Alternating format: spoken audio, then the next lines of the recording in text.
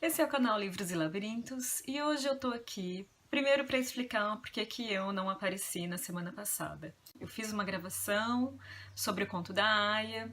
Foi bem complicado para mim porque não foi um livro que eu amei. Eu tinha algumas coisas para falar sobre ele. E aí eu perdi esse vídeo e eu fiquei tão cansada. É um livro que a maioria das pessoas que está lendo gosta. E eu tinha algumas opiniões contrárias. Eu acho que não tá acontecendo a mesma coisa com a série, né? Muita gente tá elogiando. E aí eu tomei a decisão, fui lá na Amazon, comprei uma câmera que tá pra chegar entre hoje e amanhã. Eu acabei substituindo e vou mostrar pra vocês, eu espero que vocês gostem, antes do Baile Verde. Esse livro é maravilhoso, é um livro de contos, eu tenho duas edições, e aqui nós temos 18 contos, né, por vontade da Lígia.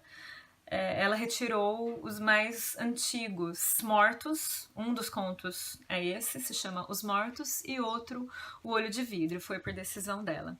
Um dos contos que eu mais trabalhei em sala de aula, ele está aqui nesse livro, que é A Caçada.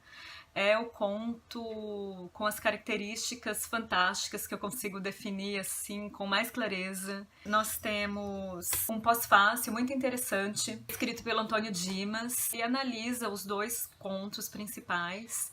Ele chama de pórticos, né, da literatura da Lígia, para quem está começando. Que o primeiro conto se trata dos objetos e o último conto se chama O Menino é de Cortar o Coração. Tem um outro conto aqui que mexeu bastante comigo também, que se chama Verde Lagarto Amarelo. Eu fiquei, assim, muito incomodada quando eu li. Nada se explica nos contos da Lígia. Quem leu As Meninas, por exemplo, eu tenho um vídeo aqui para quem quiser dar uma olhadinha, não tem conclusão. Tudo que eu tenho lido da Lígia, assim, não deixa conclusão. Então a gente fica pensando, é para provocar mesmo. O Saramago fala isso, né? Nós queremos leitores incomodados, que se incomodam, né? Nós não queremos leitores passivos, né? Porque essa não é a verdadeira função da literatura. A função da literatura é mexer com a gente mesmo. Então, as personagens aqui, a gente vai percebendo nos contos, são personagens oprimidas, violentas, ciumentas. Todas aquelas manifestações do ser humano estão aqui. E uma característica muito importante de um ficcionista, quando a gente começa a ler, né, principalmente no pós-fácil, aqui o Antônio Dimas fala, e eu concordo com ele, é a capacidade de se colocar no lugar do outro. E principalmente quando se trata de coisas negativas e coisas humanas, né? E o pós-fácil dele aqui, ele intitula de Garras de Veludo. Ele está se referindo a Lígia, o que ela faz com o leitor mesmo, porque a gente começa a ler o conto e tudo é muito equilibrado, né? A gente tem uma situação de equilíbrio no começo de todos os contos aqui. E esse equilíbrio ele vai se desfazendo. E ele não se desfaz com estardalhaço. Tudo é muito preciso, é muito específico. E aí ela gera uma expectativa no leitor e ela quebra essa expectativa com a maior crueldade, sabe? Não se engane com essa sinuosidade felina, felpuda. Não vá na conversa, não relaxe. Fique esperto, porque quanto você menos espera, as unhas retráteis aparecem e logo depois delas, o risco na carne, o filetinho de sangue escorrendo. Nada muito profundo, mas o suficiente para incomodar na hora e por tempo extenso, cravadas na memória. O suficiente para se lembrar de que nas próximas vezes você não deve se aproximar tão desguarnecido e confiante, porque o bote pode vir. Quando menos se espera, não se sabe de onde. A cada aproximação, um aprendizado, independentemente do conto que você escolha. Fique esperto. Não confie no ronron de Lígia Fagundes Telles. E é mais ou menos isso mesmo. Quando você acha que é uma coisa, é outra. E aí, com a experiência que você vai tendo de ler os contos dela, você já vai ficando meio esperto, assim, sabe? Quando você tá confortável, né? Quando tudo parece bom, eu já começo a desconfiar. Falo, nossa, sabe o encantamento? Ele totalmente acaba, né, nesses contos aqui de Antes do Baile Verde. Quem é especialista na autora sabe que ela tem uma obsessão pelo verde. Eu até tava querendo ler a simbologia e tal, mas não tive muito tempo. Vou ficar devendo para vocês. Esse livro, ele é um exemplo de versatilidade temática na obra da Lígia. né, os temas que ela vai tratar em cada um, e realmente, desde a desilusão amorosa, ciúme, a relação de irmãos aqui, que é em Verde Lagarto Amarelo, essa relação dos irmãos, e também da questão com a obesidade de um deles, o complexo de inferioridade, enfim, por isso que, nossa, acaba mexendo muito com a gente psicologicamente, eu acho. Vingança, né? A velhice, nossa, o tempo, a passagem do tempo é um tema recorrente. A questão da morte, né? É inevitável, a inevitabilidade da morte. A morte vai chegar para todos. E algumas maneiras cruéis, assim, de mostrar essas coisas, né? Olha, isso vai acontecer com você, meu filho. Logo nos Objetos, ele é um conto que eu gosto muito, porque nesse conto ela vai fazer referência a Reinações de Narizinho, porque eu sempre falo, né, que a Lígia faz isso, não é só nessa obra, lá nas Meninas também ela fez. Eu gosto muito de perceber isso, porque ela faz de uma maneira maravilhosa. Então você vê uma atmosfera, os personagens principais aqui são o Miguel e a Lorena. A atmosfera ela é bem rarefeita, os diálogos eles nunca são completos. São falas soltas, a conversa é solta aqui. Isso é feito de uma maneira bem específica.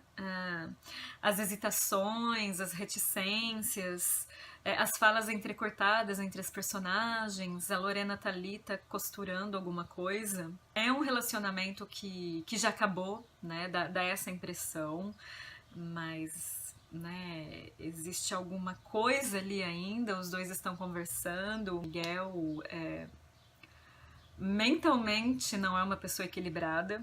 E a questão dos objetos ali, como que o narrador ele vai descrevendo os objetos, as formas e tal, tem a ver com a posição dessas duas personagens. Cuidado, querido, você vai quebrar os dentes, né? Porque Miguel tá ali, ele coloca uma bola, uma esfera de vidro na boca. E aí ela fala, cuidado, querido, você vai quebrar os dentes. Ele rolou o globo até a face e sorriu. Aí eu compraria uma ponte de dentes verdes, como o mar com seus peixinhos, ou azuis como o céu com suas estrelas. Não tinha uma história assim? Quem é que era verde como o mar com os seus peixinhos? O vestido que a princesa mandou fazer para a festa. Com a ponta da agulha, ela tentava desobstruir o furo da conta de coral. Ela estava, na verdade, montando um colar. É um anjo, ora. Eu sei, mas para que serve? Insistiu.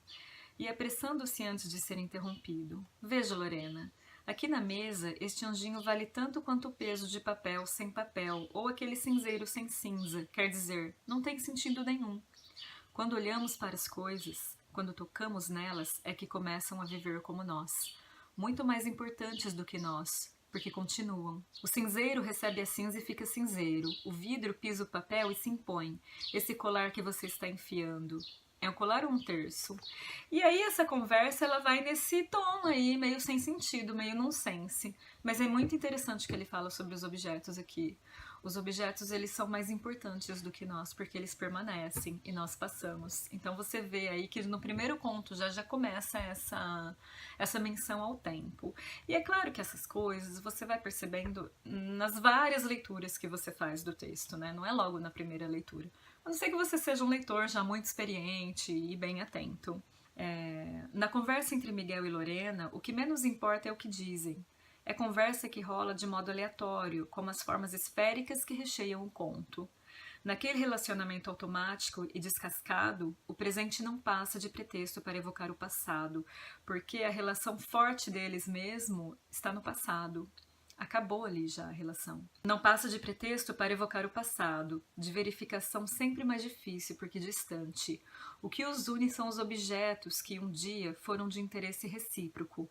O peso de papel, o anjinho, a adaga, a bandeja, a gravura, enfim. E a hora que você chega lá no conto, você vê que não é conclusivo, dá um desespero, assim, né? E a Lígia sempre com as pistas falsas, né, para você se enganar e achar que é uma coisa e na verdade é outra. A marca registrada dela, se você prestar atenção em todos os contos, é essa corrosão das expectativas mesmo, né? O último conto, O Menino, ele é um exemplo mesmo de tudo isso, dessa quebra de expectativa, porque é o que vai acontecer com a personagem mesmo, né? A gente tem o menino, a mãe, o pai, e não vou falar da outra personagem pra não estragar o conto. Eu falo que é um conto de quebrar o coração, porque aqui o principal mesmo vai ser mesmo essa a quebra súbita de confiança, né, entre o filho e o que o filho pensava da mãe, a desilusão macerada mesmo, o encanto que se parte assim de maneira irremediável, não tem jeito, isso vai acontecer, esse encanto ele vai se quebrar. E o prenúncio do desastre mesmo, né, da tragédia total, né, da relação desse menino com a mãe, da visão que ele tem com a mãe, ela reside nas imagens que a Lígia vai construir. Até as imagens literais, porque o espaço, né, é a casa, a rua, o cinema. Né, o cinema, o escuro do cinema, enfim. E aí nesse conto você percebe a malícia, né, a malícia felina da Lígia Fagundes Telles. Existe esse prolongamento, né, da contemplação. Sentou-se num tamborete. Fincou os cotovelos nos joelhos, apoiou o queixo nas mãos e ficou olhando para a mãe. Agora ela escovava os cabelos muito louros e curtos, puxando-os para trás. Os anéis se estendiam molemente para em seguida voltarem à posição anterior, formando uma coroa de caracóis sobre a testa. Deixou a escova, apanhou um frasco de perfume, molhou as pontas dos dedos, passou-os nos lóbulos das orelhas, no vértice do decote e em seguida umedeceu um lencinho de rendas. Através do espelho, olhou para o menino. Ele sorriu também. Era linda, linda, linda. Em todo o bairro não havia uma moça linda assim. E esse menino, ele tem orgulho dessa mãe, né? E ele vai descrevendo, né? O narrador vai descrevendo o caminho que eles fazem de casa até o cinema, porque os dois vão juntos ao cinema e o pai fica em casa. E depois, lá numa cena final, ela vai voltar para um ponto, para um comentário que ele fez, sabe, durante o caminho e só para concluir, né, o desencanto. No momento que você tá no total encantamento, esse encantamento é totalmente destruído. E eu acho muito interessante, muito bom, porque é a realidade, né? Quando eu falo que a literatura, ela nos proporciona isso, a gente recolocar a realidade, né? A gente ter um ponto de vista diferente das coisas e refletir sobre a realidade, esses contos nos proporcionam isso, né? A questão de se colocar no lugar do outro, sabe? De refletir sobre as mazelas da vida, tá tudo aqui. Eu acho fenomenal. É um livro imperdível. Então eu espero que vocês tenham gostado, que eu tenha despertado vocês o interesse e a curiosidade por ler este livro, que aqui é a minha intenção. Aqueles que estão chegando agora, sejam bem-vindos. Para aqueles que continuam aqui, o meu muito obrigada.